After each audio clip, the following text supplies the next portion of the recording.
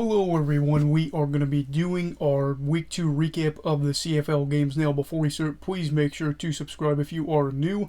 Now let's talk about the games and then how I picked it. So the first game of the week was Montreal at Toronto. The Argonauts were able to get this win 20-19. I picked Montreal. Should have probably been Toronto that ended up winning it. They did, but also at the same time Montreal had the chance to win this game. So for me, the two things that really changed this early on were the two interceptions that didn't go the Alouettes' way.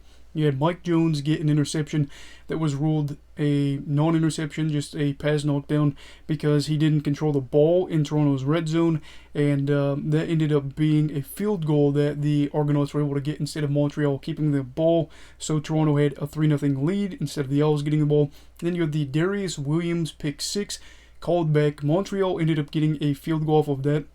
So had those two things gone their way, you're looking at Montreal having an early, probably at least 6-0 lead instead of it being tied 3-3.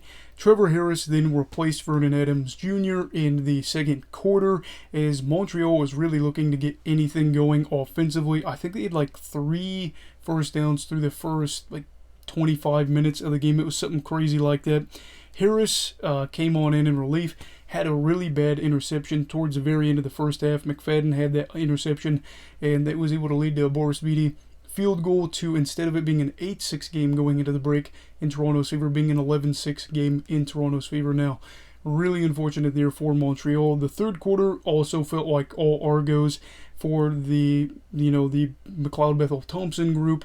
He was 5 for 5, 101 yards and a touchdown, that being to Brendan Banks, his first as an Argo. And the Double Blue had a 19-9 lead heading into the final quarter. The final frame saw Montreal somehow claw their way back into this game as the home side had just 2 first downs in the final 15 minutes. And unfortunately for Montreal fans, David Cote missed a 21-yard field goal that likely would have won the Owls the game, and their owner talked all that smack about how they're going to kill the Argos. Of course, the Argos social media team had fun with that. All in all, a very, very, very sloppy game, and I think it was just one of those things that Toronto will take the win gladly. Montreal moves 0-2. Second game of the week, Winnipeg at Ottawa, a rematch of these two teams, and it was the Blue Bombers that won 19-12. I picked Winnipeg to win this. I know it was kind of a toss-up after week 1, but I felt like the Blue Bombers would win it. They ended up winning it, and it felt like a replay of week 1 between the two sides. Ottawa put up a ton of yards, just not able to score a lot of points, and Winnipeg, not playing especially well in the first, were able to come away with this win. Through the opening quarter, though, the Bombers had a whopping 26 yards on offense, with all of them being tied to Brady Oliveira on 6 touches. Ottawa crept out to an early 9-1 lead, and I did feel like they could win this game. But when you settle for field goals against a experienced team like Winnipeg, you're kind of flirting with disaster there. Greg Ellingson scored a TD for Winnipeg, but 2 different 2-point opportunities were unsuccessful for the Peg as they ended up being down 9-7 going into halftime, but of course, feeling like they had a little bit of momentum. Fast forward the last 5 minutes of the game, and it's a 1-point game in Winnipeg's favor, 13-12, before Zach Claros throws a beautiful deep ball to Dalton Schoen for a 27-yard major, and ultimately the Bombers had that 19-12 lead and would win. Ottawa had a great chance themselves towards the end. They were at the Winnipeg 17, but had a turnover on downs, and that was just really unfortunate for them as they moved to 0-2. Like I said, just another game where Ottawa and Jeremiah Mazzoli put up a lot of yards, didn't score a lot of points, and that was it for that game at TD Place. Now, you would think would be the least entertaining game had you tuned into this is going to be talked about next, but it was actually one of the most entertaining games of the week, if not the most entertaining. That being Calgary at Hamilton. Calgary ended up winning 33-30 in overtime. I picked Calgary to win, so I'm glad about that, but it didn't look like they would win. I think a lot of people were going to turn off this game as you saw Hamilton creep up to a big lead early on. They took advantage of a penalty on Calgary for having too many men on the field during Hamilton's field goal attempt, and they used that new set of downs to pay dirt with a Sean Thomas Erlington touchdown to take an early 14-0 lead.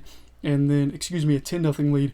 Calgary then decided to go for it on third down, and they ended up not getting the third down, and Hamilton was able to, on that next drive where they got the ball, have a Stephen Dunbar Jr. 38-yard major to close out a very, very dominant opening quarter where they had a 17-0 lead. Fast forward a little bit, Hamilton gets a 24-0 lead thanks to a Tim White score. By the way, Tim White had a very good game first half. I noticed him a lot. Second half, he had some stats as well. But yeah, they had a 24-0 lead. Calgary scores a field goal to at least get on the board going into the end of that first half. And then we saw things slowly creep into Calgary's favor. Turnover on downs by the Stampeders defense was big to keep points off the board for Calgary. Bo and Co rewarded them on the next drive as Luther Hakanavanu was able to score a much needed touchdown against suffocating coverage on 3rd and goal. Very impressive there. You don't get that catch by Luther, you don't win the game. But yeah, that gave the Stamps some life. It was then the Bagel, Reggie Bagleton, who later scored again for Calgary to make it just a 7-point game with under 10 minutes to go, with the score being 27-20 Hamilton.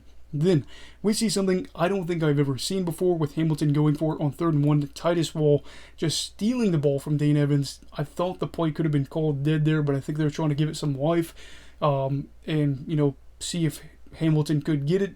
He just rips the ball right out of Dane's hands, takes it back to the house for the game time score, that being 27-all.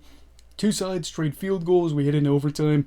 Calgary bagged a 35-yarder by Rene Paredes to give them the 33-0 lead, and 33-30 lead, excuse me. Hamilton gets the ball. Jameer Thurman has the game-sealing interception thanks to the ball popping out of Thomas Erlington's hands, and those pesky Stampeders came back all the way from being down 24-0, and probably the most exciting game of the week. So the final game was closer than we expected. That was Saskatchewan at Edmonton. Saskatchewan won 26-16. I picked Saskatchewan, ended up going 3-1 this week.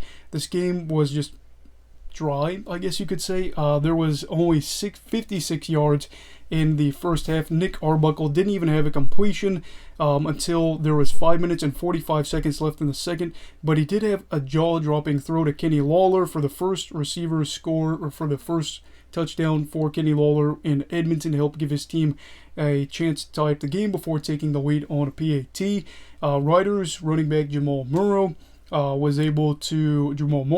proceeded to give his team the lead back with less than a minute to go in the first half, had 86 rushing yards on 11 carries in the opening half at Commonwealth Stadium. In the second half, former Edmonton linebacker Derek Moncrief was ejected for having 2 game misconduct penalties, but he did have that interception earlier in the game.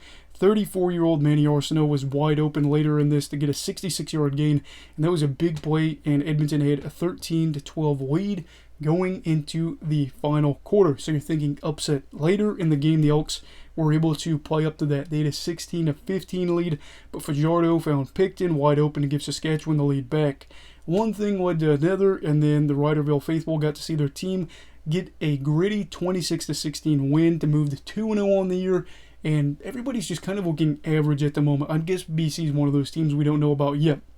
And then side note for this game, Kenny Lawler had 47.1% of the targets for Edmonton in this game with 16. Surely the percentage won't stay that high all year, but we'll have to see. Also, Dan Clark hoping he's okay as well. And then you have to think about the game for the Stampeders where they lost Kadeem Carey, and then Peyton Logan have to hope they're all right. But make sure to leave your thoughts down below for all these games this week, and like this video and subscribe if you are new. Everybody stay safe. Have a great night.